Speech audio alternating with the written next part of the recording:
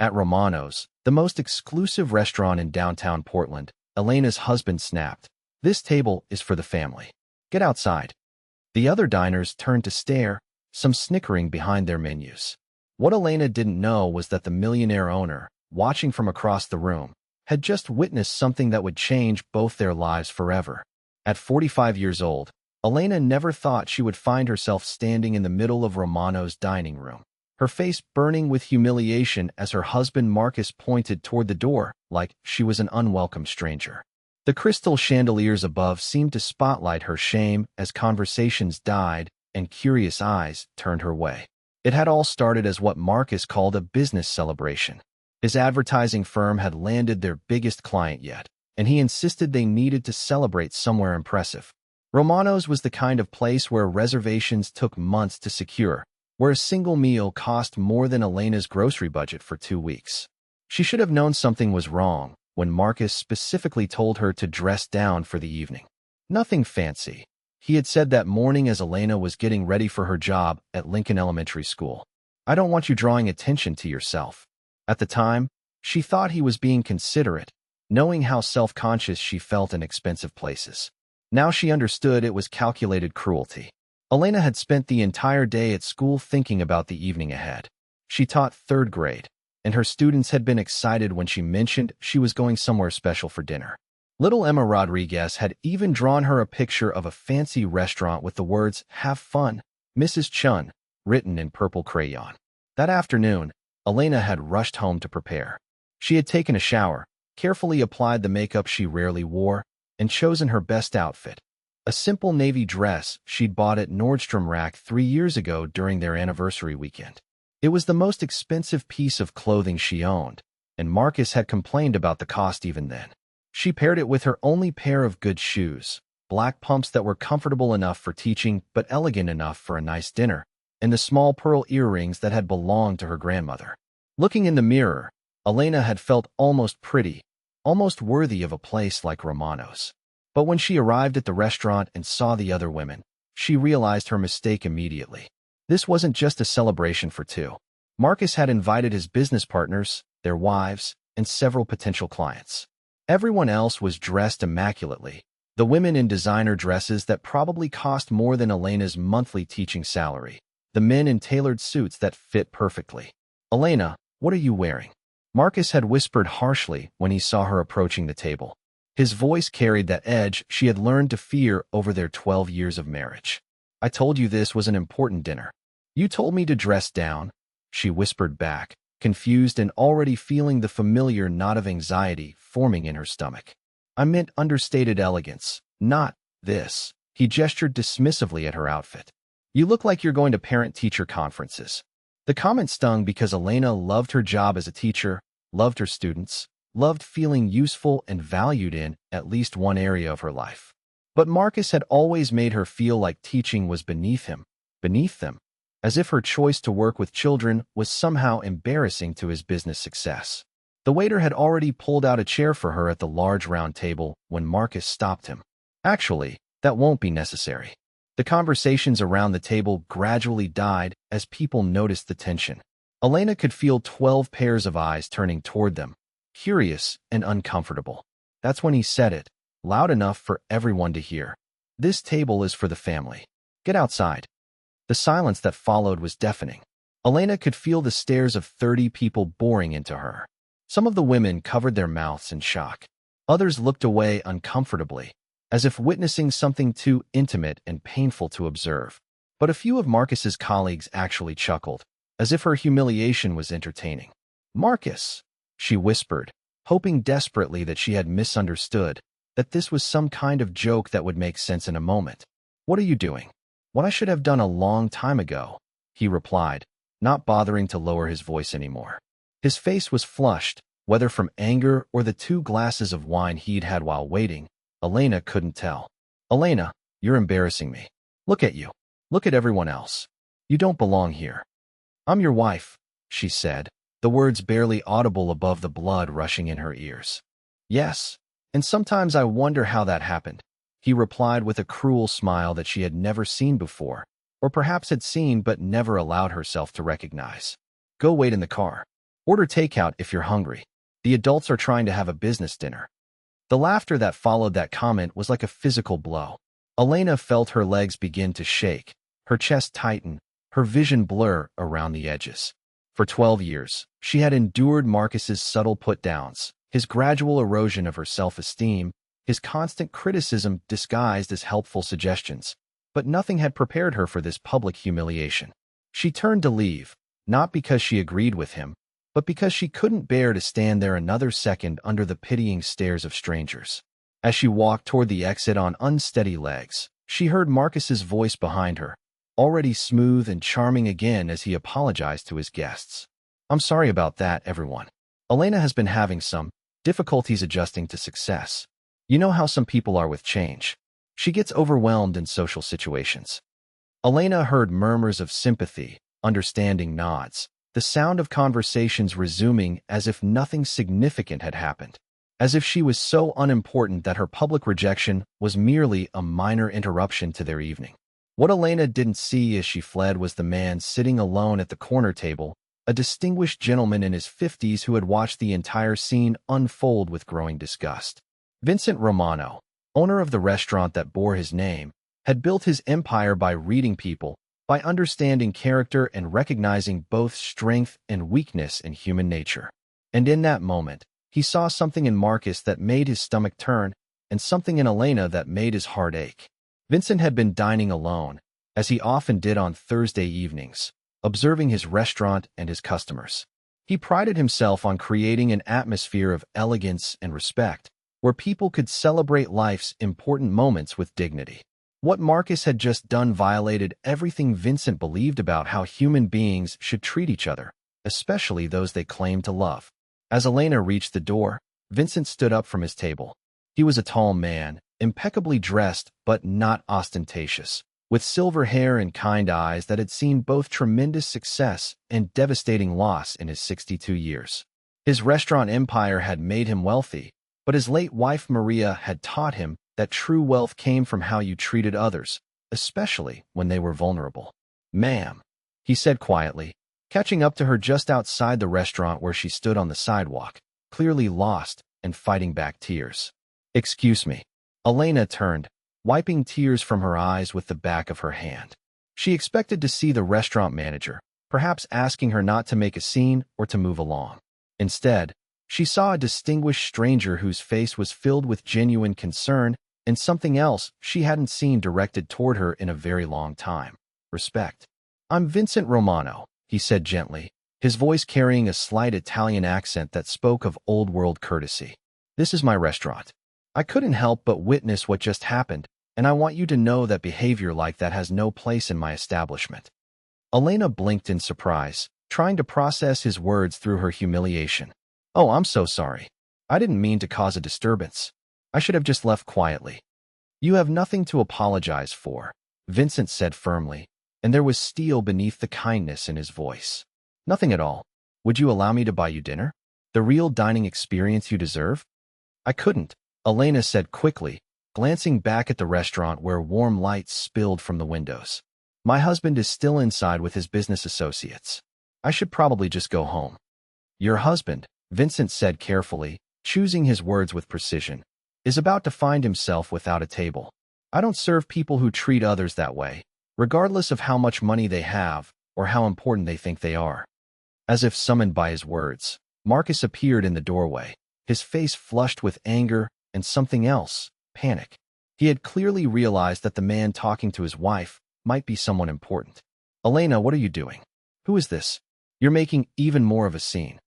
"This is Vincent Romano," Elena said quietly, surprised by the steadiness in her own voice. "He owns the restaurant." Marcus's expression immediately shifted from anger to panic to forced charm. Elena had seen this transformation hundreds of times over the years, but never quite so dramatically. "Mr. Romano, what an honor to meet you.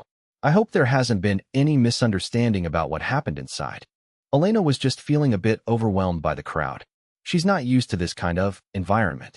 Elena was just being publicly humiliated by her husband. Vincent interrupted, his voice calm but steel-edged. "And I'm about to ask you and your party to leave." "What?" Marcus sputtered, his carefully constructed facade cracking. "But we have a reservation. This is a business dinner. Do you know how hard it was to get this table?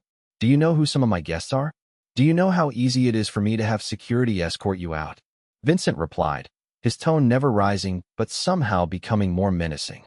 "You have 5 minutes to settle your bill and leave. Your kind of business isn't welcome here." Marcus looked back and forth between Vincent and Elena, clearly calculating whether he could salvage the situation, whether his charm and connections could overcome what had just happened. Elena knew that look. She had seen it whenever Marcus encountered an obstacle he couldn't immediately control or manipulate. "This is ridiculous," he said finally, his voice taking on the whining quality it got when he wasn't getting his way. "Elena, tell him this was just a misunderstanding. Tell him you were being dramatic." For the first time in years, Elena looked directly at her husband and spoke with a clarity that surprised them both. "It wasn't a misunderstanding, Marcus. And I won't be going home with you tonight." The words hung in the air between them, final and irrevocable.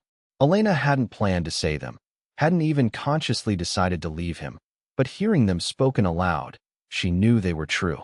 Marcus stared at her for a long moment, his face cycling through expressions of shock, anger, and calculation. Finally, he seemed to realize that his control over the situation and over her was slipping away. "Fine," he said, his voice cold and threatening in a way she had rarely heard before. "But don't come crawling back to me when you realize what you're giving up. And don't expect me to make this easy for you." He turned and stalked back into the restaurant, leaving Elena and Vincent standing alone on the sidewalk. That night, Vincent and Elena sat in the quiet corner of his restaurant after the last customers had gone home. She had called her sister Patricia in Seattle, but Patricia couldn't leave work until the next day to pick her up. Vincent had insisted she stay and have a proper meal while she waited, personally preparing a simple but elegant dinner of pasta with fresh herbs and a glass of wine that probably cost more than Elena spent on groceries in a week. "I've never done anything like this before," Elena admitted as Vincent settled into the chair across from her, having changed from his business suit into a casual shirt and slacks. Standing up to him, I mean, contradicting him in public. "What made tonight different?" Vincent asked, genuinely curious. He had seen many relationships in his 40 years in the restaurant business, had watched people celebrate and argue and make up and break up across his tables. He had developed an eye for the dynamics between couples, could usually tell the difference between genuine partnership and something more toxic. Elena thought about it for a long moment, slowly twirling pasta around her fork. The restaurant was quiet now, just the two of them and the soft jazz playing in the background, the warm lighting making everything feel safe and intimate. "I think it was seeing myself through the eyes of all those strangers," she said finally. "For 12 years, Marcus has been telling me I'm not smart enough, not sophisticated enough, not attractive enough, not worthy of the life he's built. I started to believe it. I started to think that maybe I was lucky he married me at all, that maybe I should be grateful for whatever scraps of affection he threw my way."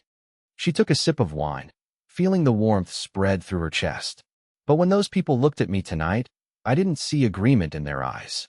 I didn't see people thinking, yes, she doesn't belong here. I saw pity, and I realized they weren't pitying me because I wasn't good enough. They were pitying me because I was being treated terribly by someone who was supposed to love me." Vincent nodded, understanding more than she knew. "I've seen a lot of relationships in this business. People celebrate anniversaries here, propose marriage, have family reunions, business dinners. I can usually tell the difference between genuine love and something else. What did you see when you looked at Marcus and me?" "I saw a man who gets pleasure from making someone else feel small," Vincent said simply, but there was anger beneath his calm tone. "And I saw a woman who deserves much better than she's been receiving." Over the next few days, Elena began to understand just how right Vincent was. With her sister Patricia's support, she had taken a few days off from school and moved into the guest room of Patricia's small apartment in Seattle.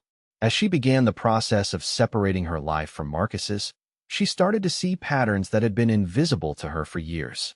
It had started small, so gradually that she hadn't even noticed. When they first got married, Marcus had been charming and attentive, the kind of man who brought her flowers and told her she was beautiful and smart and funny. But slowly, almost imperceptibly, the compliments had turned into suggestions for improvement. "You're so pretty, you should wear more makeup. You're smart, but maybe you should read more business books instead of those novels. You're funny, but not everyone appreciates your sense of humor. Maybe tone it down around my colleagues. Then the suggestions became criticisms disguised as concern. I'm worried about your weight, honey. Maybe we should get you a gym membership. I noticed you stumbled over some words at dinner last night. Have you been drinking too much? Your students love you, but teaching doesn't really challenge someone with your potential. Have you thought about going back to school? Finally, the criticisms became direct attacks on her character, her intelligence, her worth as a person. You're embarrassing me in front of my friends. Why can't you be more like Sarah's wife? She always knows what to say. Sometimes I wonder if I married the right person. Elena had internalized all of it, had spent years believing that Marcus was trying to help her become better, that his criticism came from love and concern. It was only now, sitting in Patricia's apartment and looking back on 12 years of marriage, that she could see the systematic demolition of her self-esteem. He was so clever about it, she told Patricia over coffee one morning. It never felt like abuse. It felt like guidance, like he was trying to help me reach my potential. Patricia, who was a social worker and had seen this pattern many times, nodded grimly. That's how emotional abuse works, Elena. It's not dramatic like physical abuse. It's subtle and gradual, and it makes you question your own reality. I kept thinking I was the problem, that I was too sensitive, too emotional, too everything. That's what he wanted you to think. Elena spent that week going through the papers she had taken from the house, trying to understand their financial situation and prepare for what would undoubtedly be a difficult divorce. What she discovered made her feel physically sick. Marcus had been systematically hiding money from her for years. As a teacher, Elena's salary went directly into their joint account, which Marcus controlled completely. He gave her a small allowance for groceries and household expenses, always making her feel guilty for every purchase, always questioning whether she really needed this or that. She had assumed they were struggling financially, that Marcus's advertising firm was barely keeping them afloat. He often complained about money, made her feel guilty for wanting to replace their aging appliances or take a vacation. He had convinced her that her teaching salary wasn't enough to justify her having any say in their financial decisions. In reality, Marcus had been funneling thousands of dollars into secret accounts. The financial documents Elena found painted a picture of a man who had been planning for a future that didn't include her for a very long time. But the money wasn't even the worst of it. While going through papers to prepare for the divorce, Elena discovered evidence that Marcus had been having affairs for at least 5 years. Not just one affair, but multiple relationships with women from his office, clients, even the wife of one of his business partners. The discovery came accidentally. Elena was looking for insurance papers when she found a credit card statement for an account she didn't know existed. The charges told a story she wished she had never learned. Expensive dinners at restaurants she had never been to, hotel rooms booked during times when Marcus claimed to be working late, jewelry purchases that had never been gifts for her. The most devastating discovery came when she found emails between Marcus and his attorney from 6 months earlier, discussing the best strategy for divorcing her while keeping as much money as possible. The attorney had advised Marcus to document Elena's supposed instability and social inadequacies to build a case that she was an unfit partner who had held back his career. Reading those emails, Elena understood that the humiliation at Romano's hadn't been a spontaneous outburst caused by stress or alcohol. It had been calculated, designed to provide Marcus with witnesses to her supposed inability to function in his social world. He planned it, she told Vincent during one of their phone calls. After that first night, Vincent had called her to check on how she was doing, and their conversations had become a regular source of comfort and support during the most difficult period of her life. Plan what specifically? Vincent asked, his voice gentle but concerned. The whole thing at your restaurant. He told me to dress down knowing I'd be underdressed for the crowd he had invited. He invited all those important people knowing I'd feel out of place. He orchestrated the whole thing so he could humiliate me publicly and have witnesses to my supposed social inadequacy. Vincent was quiet for a long moment. When he spoke, his voice was tight with controlled anger. That's not just cruel, Elena. That's sociopathic. I keep thinking about all the times over the years when he made me feel like I was crazy, like I was imagining his coldness or overreacting to his criticism. But it was all deliberate, wasn't it? That has a name, Vincent said gently. It's called gaslighting. And yes, It sounds like that's exactly what he was doing to you. Armed with this new understanding of her situation, Elena began working with a divorce attorney who specialized in cases involving financial abuse and manipulation. Margaret Thompson was a woman in her 60s with steel-gray hair and eyes that missed nothing. When Elena showed her all the evidence she had gathered, Margaret's eyebrows rose. "Mrs. Chun," she said, "what your husband has been doing isn't just morally wrong. Some of it might be criminal." "What do you mean?"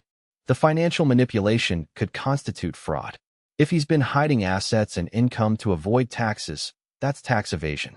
The systematic emotional abuse, combined with financial control, creates a pattern that courts take very seriously in divorce proceedings." Margaret spent several weeks reviewing Elena's case, and what she found exceeded even Elena's worst expectations. Not only had Marcus been stealing from their joint accounts and hiding money, but he had also been using Elena's teaching credentials and good credit to secure loans and credit cards that she knew nothing about. "He's been using your identity to build debt in your name while protecting his own assets," Margaret explained during one of their meetings. "This goes beyond hiding money. This is identity fraud." But Elena discovered she wanted something more than just a fair financial settlement. She wanted Marcus to face consequences for what he had done, not just to her, but to other women who might be suffering the same treatment. "I think there might be others," she told Margaret during one of their meetings. "Other women he's manipulated. I want to know who they are." That's when Margaret recommended Elena hire a private investigator. James Mitchell was a retired police detective who had spent 30 years dealing with white-collar crime and domestic abuse cases. He was a tall, thin man with kind eyes and a gentle manner that put Elena at ease immediately. When she showed him the evidence she had already gathered, his eyebrows rose. "Mrs. Chun," he said, "what your husband has been doing isn't just confined to your marriage. Men who engage in this kind of systematic manipulation rarely limit themselves to one victim." "What do you mean?" "I mean, I think we're going to find that you're not the only woman Marcus has been lying to and stealing from." James spent 6 weeks investigating Marcus's activities, and what he discovered exceeded even Elena's worst expectations. Marcus hadn't just been having affairs. He had been running what amounted to a con game on multiple women simultaneously, promising each of them a future while taking money from them for various investments and business opportunities that never materialized. One woman, a widow named Sarah Williams who was a client of his advertising firm, had given Marcus $50,000 for what he claimed was an opportunity to invest in a new restaurant venture. "He told me his marriage was essentially over, that he was just waiting for the right time to leave his wife," Sarah told James during an interview. "He said once he was divorced, we could be together and I could be a partner in his new business." Another woman, Jennifer Martinez, a divorce teacher like Elena who had met Marcus at a professional development conference, had been paying Marcus's credit card bills for months because he told her he was going through a temporary cash flow problem due to his pending divorce. He said Elena was trying to take everything in the divorce, that she was being vindictive and demanding alimony and half his business, Jennifer explained to James. "He showed me legal papers that made it look like she was bleeding him dry. I felt so sorry for him." The legal papers, of course, were forgeries. Elena wasn't demanding anything excessive.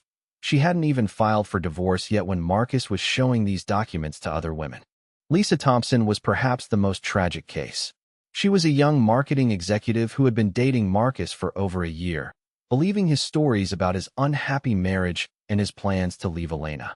She had not only given him money but had also allowed him to use her apartment for his affairs with other women, thinking she was helping him escape an abusive situation. "Your husband is what we call a serial manipulator," James explained to Elena when he presented his findings. "He targets women who are vulnerable, widowed, divorced, lonely, professionally successful but personally isolated, and then he exploits their trust and their emotions for financial gain." The most disturbing discovery was that Marcus had been documenting his manipulations in a private journal.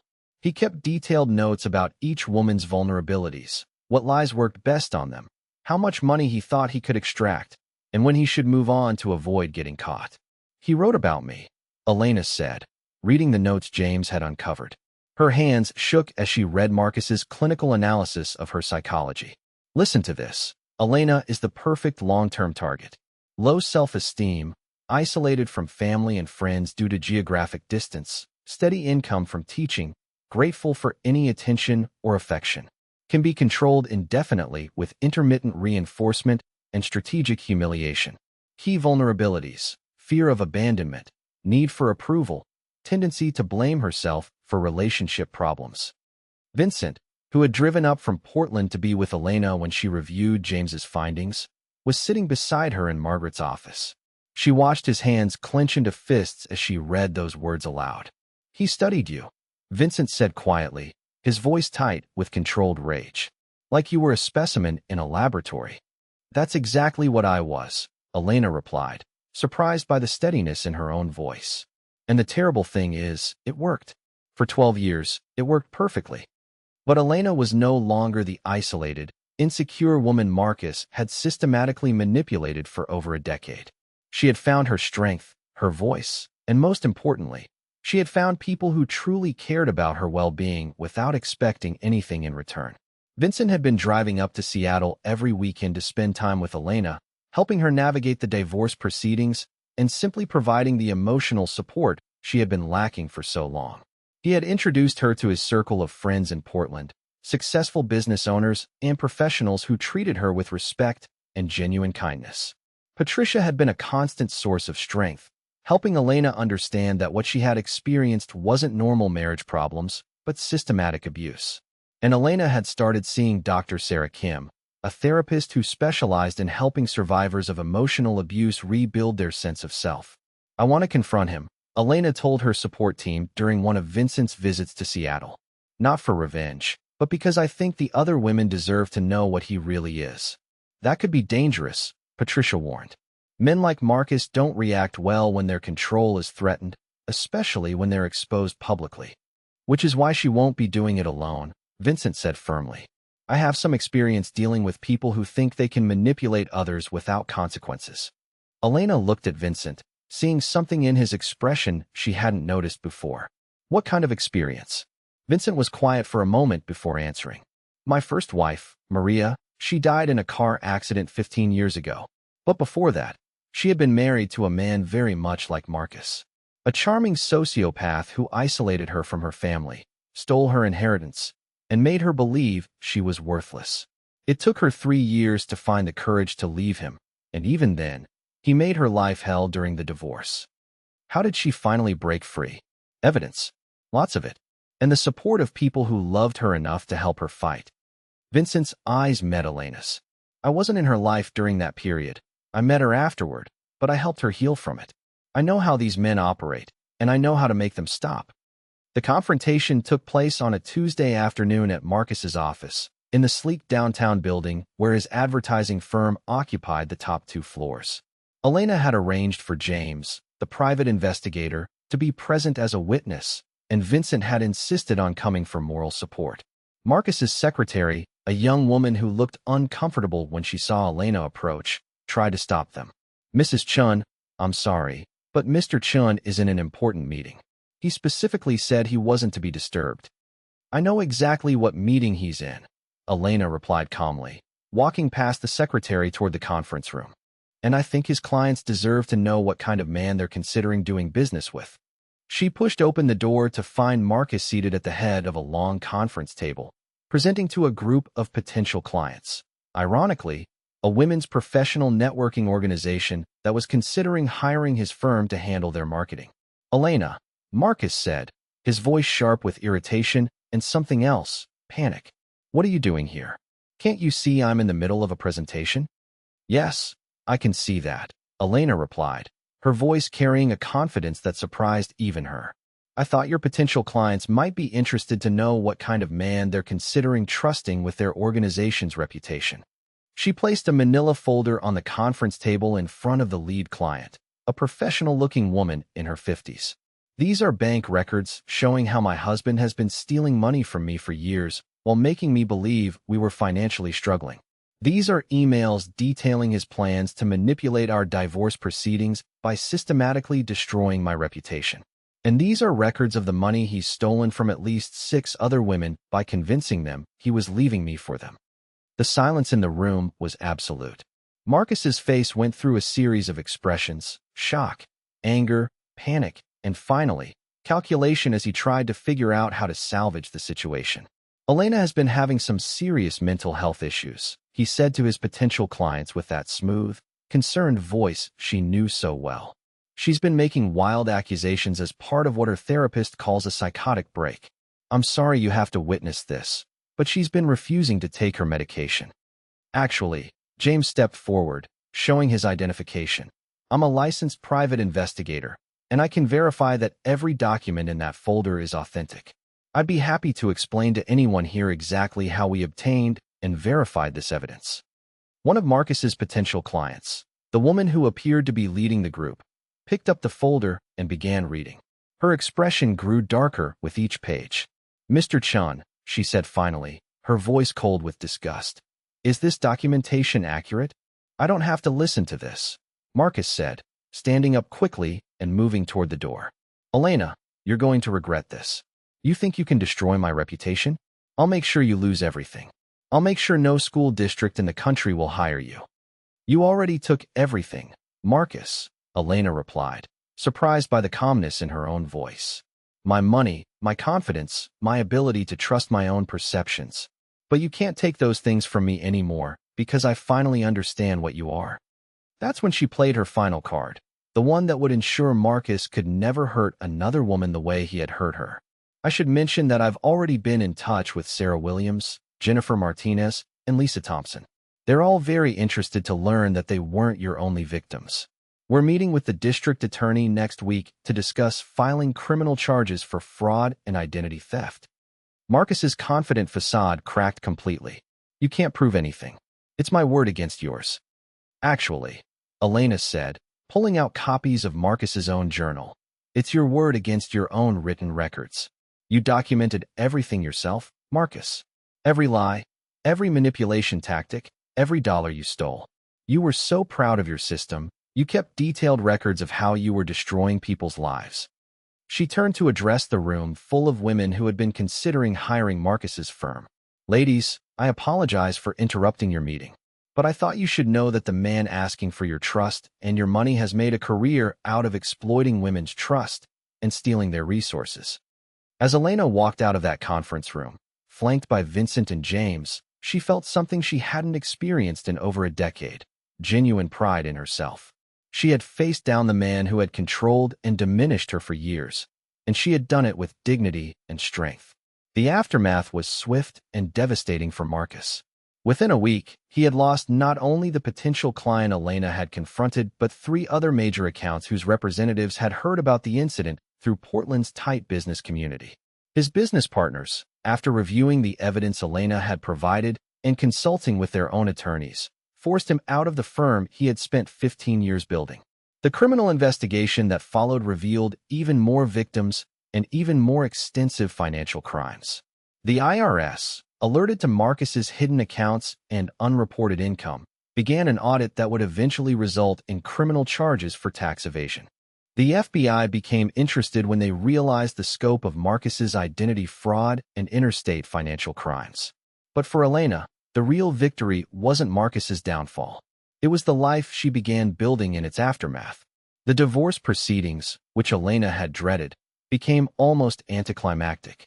With all the evidence of Marcus's financial fraud and emotional abuse, Margaret was able to secure not only a favorable settlement, but also a court order requiring Marcus to pay back the money he had stolen from their joint accounts, plus penalties. In 30 years of practicing family law, Margaret told Elena when the final papers were signed, I've rarely seen a case where we had this much documentation of systematic abuse. The judge was so disgusted by the evidence that he awarded you significantly more than we even asked for. Elena found herself, at age 46, financially secure for the first time in her adult life. More importantly, she found herself free to make her own choices, to trust her own judgment, to build relationships based on mutual respect rather than manipulation and control.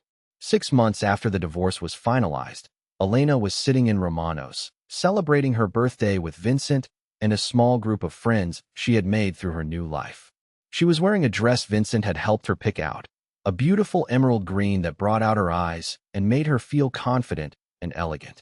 I have something I want to say, Vincent said, standing up with his wine glass during the dinner celebration. A year and a half ago, I witnessed one of the cruelest things I've ever seen in my restaurant. A man humiliated someone he claimed to love in front of a room full of strangers. But what I also witnessed that night was grace under pressure, dignity in the face of cruelty. He looked directly at Elena, his eyes warm with affection and admiration. Elena, you could have let that night destroy you. Instead, you let it reveal your strength. You found the courage to rebuild your entire life, to seek justice not just for yourself, but for other women who were being victimized. You transformed from someone who was being systematically diminished into someone who shines with her own light. Elena felt tears in her eyes, but they weren't tears of shame or sadness. They were tears of gratitude for the journey that had brought her here, to this moment, surrounded by people who saw her value and celebrated her strength. Vincent, she said, her voice steady and clear, that night at your restaurant was the worst moment of my life. But it was also the beginning of the best part of my life. Does that mean, Vincent said, his voice taking on a nervous but hopeful tone, you'd be open to having dinner with me again? Not as friends offering support, but as something more? Elena had known for months that her feelings for Vincent had grown beyond friendship and gratitude. He was everything Marcus hadn't been. Genuinely kind, respectful of her independence and intelligence, supportive of her growth rather than threatened by it. But she had been afraid to trust her own judgment about men after being so completely deceived by Marcus. Dr. Kim, her therapist, had been helping her understand the difference between healthy love and the manipulation she had mistaken for love for so many years. Real love, Dr. Kim had told her, doesn't require you to diminish yourself. It celebrates who you are and encourages you to become more yourself, not less. Looking at Vincent's face, seeing the genuine affection and respect in his eyes, Elena realized that this was what Dr. Kim had been talking about. Vincent had seen her at her lowest point and had responded with kindness rather than exploitation. He had supported her strength rather than trying to control her vulnerability. I'd love that, she said, and meant it completely. 2 years later, Elena and Vincent were married in a small ceremony at Romano's, surrounded by the people who had supported Elena's journey from victim to survivor to someone who was genuinely thriving. Patricia was her maid of honor, having moved to Portland to be closer to her sister. Sarah Williams, Jennifer Martinez, and Lisa Thompson were among the guests, having become close friends during their joint pursuit of justice against Marcus and their mutual healing from his manipulation. Dr. Kim was there, having become not just Elena's therapist, but a genuine friend and mentor. James Mitchell, the private investigator, attended with his wife, having developed a deep respect for Elena's courage during their work together. Even some of Elena's former students and their parents were there, representing the life and career that Elena had rebuilt with newfound confidence. Marcus wasn't invited, of course. He was serving a 2-year prison sentence for tax evasion, fraud, and identity theft. The other charges, the emotional abuse, the systematic manipulation, weren't criminal, but they had been documented thoroughly in the civil cases brought by Elena and the other women he had victimized. During her wedding toast, Elena said something that surprised even herself. I want to thank everyone who supported me during the darkest period of my life. But I also want to acknowledge Marcus, even though he's not here. The room fell silent, people exchanging uncertain glances. Not because what he did was acceptable, she continued quickly, but because his cruelty forced me to find a strength I didn't know I had. His humiliation pushed me to discover people who truly cared about me. His lies taught me to value honesty above all else. And his version of love showed me what real love actually looks like. She looked at Vincent, whose eyes were bright with tears. Real love doesn't diminish you. It doesn't control you or manipulate you or make you feel small. Real love celebrates who you are and supports who you're becoming. Vincent took her hand, his voice thick with emotion. Real love also recognizes quality when it sees it, even in the worst circumstances. Later, as they danced to their first song as husband and wife, At Last by Etta James, Vincent whispered to Elena, "Do you know what I thought the first time I saw you? That I was a mess?" Elena laughed, remembering the woman who had fled his restaurant in tears and humiliation. "I thought you were the most dignified person in that room," he said seriously. "Even while you were being humiliated, Even while your world was falling apart, you carried yourself with grace. That's when I knew you were someone special. Elena looked around the restaurant that had become so central to her story. The same tables where she had once been publicly shamed were now filled with people celebrating her happiness. The same room where she had felt invisible and worthless was now the center of attention for all the right reasons. "Vincent," she said, swaying in his arms to the music. "Do you think we would have found each other if that night hadn't happened the way it did?" "I don't know," he admitted. "Maybe we would have met under different circumstances. But I'm grateful it happened the way it did, because it showed me who you really are underneath all the hurt. It showed me your strength." As they continued dancing, Elena reflected on the journey that had brought her here. The humiliation that had seemed like the end of her world had actually been the beginning of her real life. The man who had tried to destroy her had inadvertently led her to someone who would spend his life cherishing her. And the restaurant where she had once been told she didn't belong had become the place where she found her true home. Sometimes, Elena thought, the worst moments of your life are just the universe's way of pushing you towards something better. You just have to be brave enough to walk through the pain to get there. 3 years after her wedding, Elena was back at Romano's for another kind of celebration. This time, she was hosting a dinner for the support group she had started for survivors of emotional abuse. The group met monthly at the restaurant, with Vincent providing the space and a special menu, and Elena providing the guidance and support she wished she had had during her own darkest days. 12 women, ranging in age from 23 to 67, gathered around the large table where Marcus had once humiliated her. The irony wasn't lost on any of them. They were reclaiming this space, transforming it from a place of shame into a place of healing and empowerment. "I want to tell you all something," Elena said to the group that evening, looking around at faces that reflected various stages of healing and recovery. "When I started this group, I thought it would be about helping other women avoid what happened to me. But I've learned that we're not here to avoid pain. We're here to transform it into power." Amanda Rodriguez, one of the newer members who had just left an emotionally abusive marriage, raised her hand tentatively. "How do you know when you've transformed it? How do you know when you're really free?" Elena smiled, thinking about how far she had come from the woman who couldn't make a decision without asking someone else's permission first. When you can sit in the place where you experienced your worst moment and feel nothing but gratitude for the journey it started. When you can look back at the person who hurt you and feel pity instead of anger or fear. When you can use your pain to help others find their strength. She paused, thinking about Marcus, who had been released from prison 3 months earlier and was reportedly working at a car dealership in Phoenix, still trying to rebuild his reputation and presumably looking for new victims. And when you realize that the person who tried to destroy you actually gave you the greatest gift of your life, the opportunity to discover who you really are when everything fake is stripped away. Dr. Sarah Kim, who often attended these meetings as a professional resource, nodded approvingly. Elena is describing what we call post-traumatic growth, the idea that trauma, when properly processed with support, can actually lead to greater resilience, deeper relationships, and a stronger sense of self than existed before the trauma occurred. Vincent, who had been quietly serving dinner to the group, appeared at Elena's shoulder with a fresh cup of coffee. Even after 4 years together, he still treated her with the same consideration and respect he had shown that first night when he found her crying outside his restaurant. "Ladies," he said to the group, "I just want you to know that watching Elena's journey over the years has taught me something important about resilience. The strongest people aren't those who never face adversity. They're those who face it and choose to become better rather than bitter."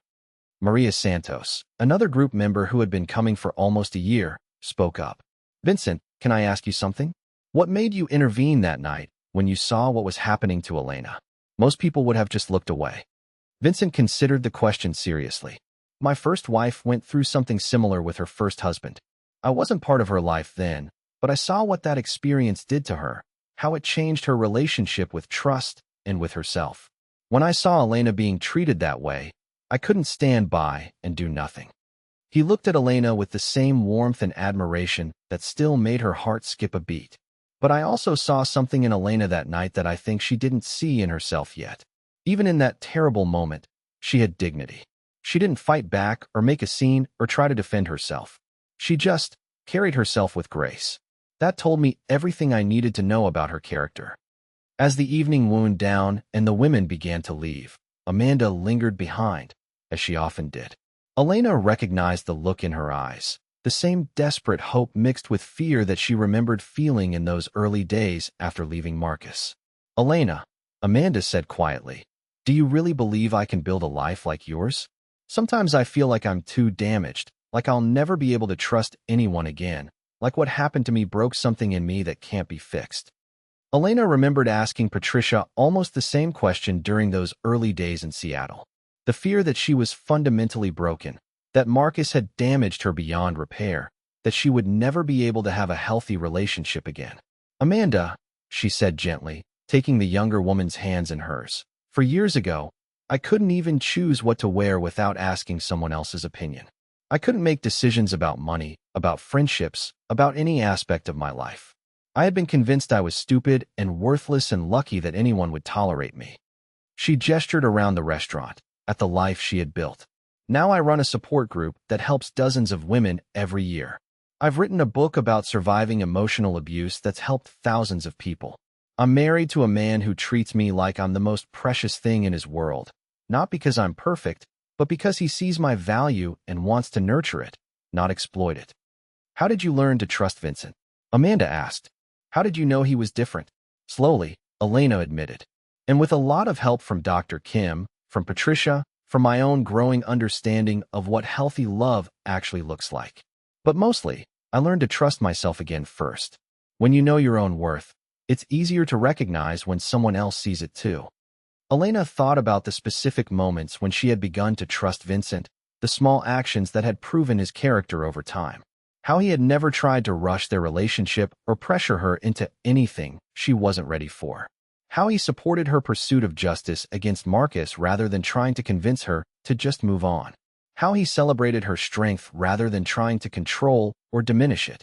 "Vincent proved himself trustworthy in small ways before I ever risked trusting him with anything big," Elena explained. "He showed up when he said he would. He listened without trying to fix or control. He respected my boundaries.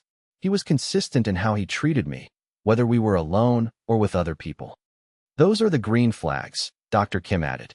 "Consistency, respect for boundaries, support for your growth and independence, treating you the same way in public as in private."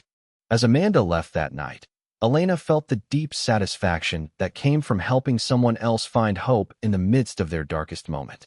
This was what her pain had been for, not just her own healing, but her ability to light the way for others walking the same difficult path. Vincent found her standing at the window, watching Amanda walk to her car. "Another successful meeting?" he asked, wrapping his arms around her from behind in the gesture that had become their nightly ritual. "I think so. Amanda reminds me of myself 4 years ago. Scared, angry, determined, but not sure she can actually build something better. She'll make it," Vincent said confidently.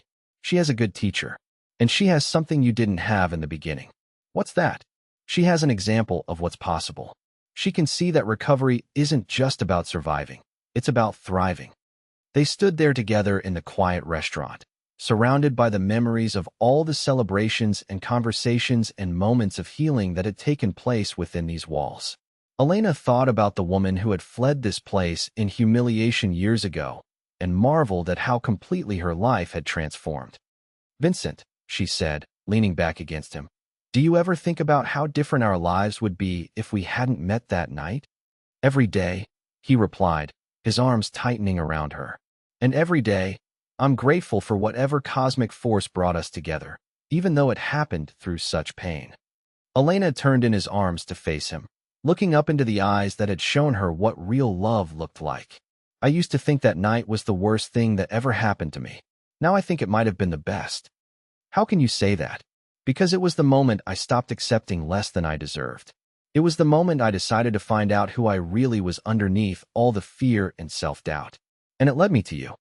Vincent kissed her gently, the same tender kiss that still made her feel cherished and valued after all these years. "It led me to you too. The woman I fell in love with wasn't the broken person Marcus tried to create. She was the strong, dignified person who walked out of here with her head held high despite everything." As they locked up the restaurant and headed home to the house they had bought together in the Portland Hills, Elena reflected on the unexpected ways that pain can become purpose, how humiliation can become strength, and how the end of one story can be the beginning of something beautiful. The woman who had once been told she didn't belong at the family table now co-owned one of the most respected restaurants in the city. The woman who had been called worthless and embarrassing now spent her days helping others discover their worth. And the woman who had been publicly humiliated for not being good enough had found a love that celebrated her exactly as she was. Elena's book, From Shame to Strength, A Journey of Healing After Emotional Abuse, had been published the previous year and was helping survivors across the country understand that they weren't alone, that recovery was possible, and that their pain could become their greatest source of power. The support group had grown from the original 12 women to over 50, with a waiting list of others who wanted to join. Elena had trained other facilitators to lead additional groups, and they were planning to expand to other cities. Most importantly, Elena had learned to see herself through her own eyes rather than through the distorted lens of someone who wanted to control and diminish her. She had discovered that she was intelligent, capable, worthy of respect and love, and strong enough to help others find their own strength. Sometimes, Elena knew, the universe has to break you open before it can pour in the good stuff. The key is being brave enough to stay open, even when everything hurts, and trust that something better is coming. As she had learned that night at Romano's, when you're ready to stop accepting less than you deserve, the people who truly matter will see your value even in your darkest moments. And sometimes, if you're very fortunate, one of them will love you enough to spend the rest of his life proving it to you. The night Marcus humiliated her had been the end of her old life, a life built on lies and manipulation and the systematic destruction of her self-worth. But it had also been the beginning of her real life, a life built on truth and mutual respect, and the kind of love that makes you more yourself, not less. And in the end, that made all the pain worth it. I hope you enjoyed Elena's story and would love to know which city you are watching from so I can see how far this story has reached. Please share your thoughts in the comments below. If you like the story, you can support me by sending a super thanks so I can keep bringing more stories like this. Thank you so much for your sweet support. I'm looking forward to your comments on Elena's story. On the screen, you can see 2 new life stories that I highly recommend. There's so much more on my channel. Don't forget to subscribe. See you in the next life story. With love and respect.